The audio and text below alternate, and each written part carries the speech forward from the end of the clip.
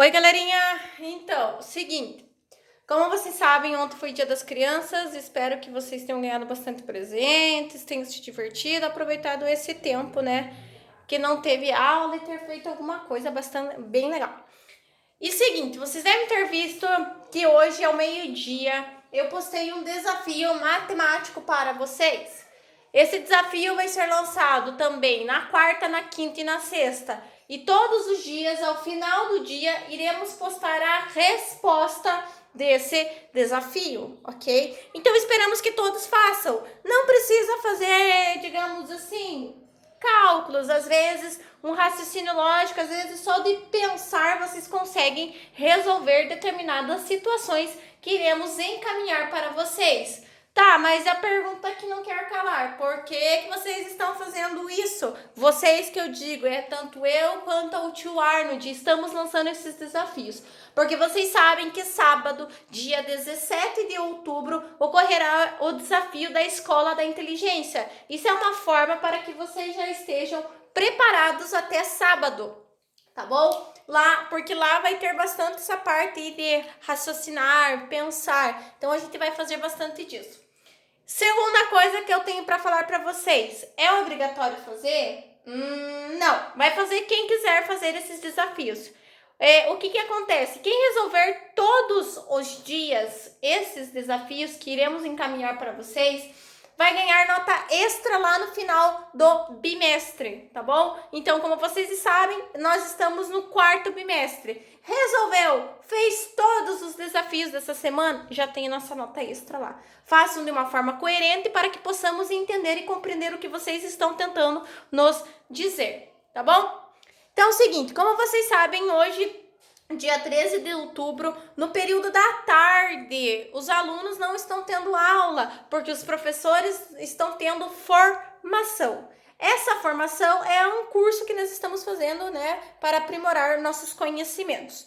Então, no ano da tarde, no ano da manhã, tá recebendo esse vídeo também, porque é vídeo de exercício. No ano da tarde, esses exercícios são coisas que a gente retomou na aula passada e que a gente vai dar continuidade nessa aula, que nada mais é do que o nosso amigo Teorema de Pitágoras. Lembrando que o dia de hoje, dia 13 de outubro, vocês devem me mandar a biografia de Pitágoras. Lembrando que Pitágoras, ele foi aluno de Tales de Mileto, ele fundou a escola pitagórica e além de matemático, ele era um filósofo. Então não esqueça que são algumas coisas básicas que deve conter lá na biografia, que isso são coisas que aonde vocês pesquisarem vai ter, tá bom? O que é o Teorema de Pitágoras? Ele vai estar disposto de um triângulo retângulo. O que é triângulo retângulo? É esse grau aqui, ó, esse ângulo aqui que diz para nós que é retângulo, que é um ângulo de 90 graus.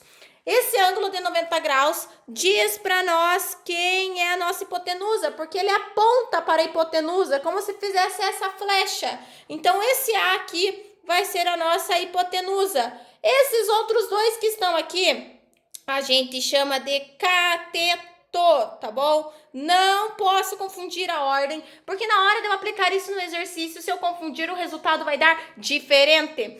Teorema de Pitágoras, o que diz para nós? O quadrado da hipotenusa é igual à soma do quadrado dos meus dois catetos. Tá aqui o nosso teorema de Pitágoras. Vamos aplicar isso num exercício. Olha aqui a letra A. Primeira coisa, preciso identificar quem é cateto e quem é hipotenusa para poder fazer a aplicação da fórmula. Olha lá, quem que o ângulo reto está apontando? Ele está apontando o X. Então, o X é a nossa hipotenusa. E os outros dois que sobram, a gente chama de cateto. Cateto 1, cateto 2, tá bom? E agora, a gente aplica lá no Teorema de Pitágoras. O que é o teorema? Que é o quadrado da hipotenusa é igual à soma do quadrado dos meus dois catetos. Quem é meu cateto? O 21 e o 28. E x é a nossa hipotenusa. X ao quadrado é x ao quadrado. É igual. 21 ao quadrado é a mesma coisa que 21 vezes 21, que resulta em 441. Mais 28 ao quadrado dá 784. É a mesma coisa que 28 vezes 28. Aí eu vou somar. X ao quadrado é igual 1.225. 1.225 é a soma. Só que eu tenho um quadrado para eu tirar. Vamos usar esse termo meio vulgar, mas na verdade na matemática a gente fala simplificar. Para eu simplificar, o que eu vou fazer? Vou elevar a raiz em ambos os lados. Raiz quadrada com x ao quadrado, a gente simplifica. Qual é a raiz quadrada de 1.225? Ou seja, qual é dois números iguais que multiplicados resultam em 1.225? Se não sabe, tem que fatorar. E a partir do momento que vocês fatorem lá, vocês vão verificar que a raiz de 1.225 nada mais é do que ser 35. E 35 é o nosso x da questão. Só isso, só isso. Vamos lá. Vou fazer a 3 primeiro e depois eu volto na 2. O que é a questão número 3? Identifica quem é hipotenusa e quem é cateto. Hipotenusa está sendo apontada lá, ó, que é a raiz de 29, a nossa hipotenusa. E os outros dois a gente chama de cateto. Nesse primeiro momento, eu vou escrevendo assim para vocês, para fazer essa identificação mais fácil, tá bom? Porque depois, se vocês já sabem aplicar, não precisa ficar escrevendo. O que diz para nós? Quadrado da hipotenusa é igual à soma do quadrado dos meus dois catetos. Quem é hipotenusa? Raiz de 29. Quem é meu primeiro cateto? 5 e o segundo x, tá bom? Raiz quadrada com potência ao quadrado eu simplifico. Vai sobrar apenas o 29. É igual. 5 ao quadrado é 25. Mais x ao quadrado. O 25 tá positivo, a gente vai jogar lá pro outro lado, que ele fica negativo.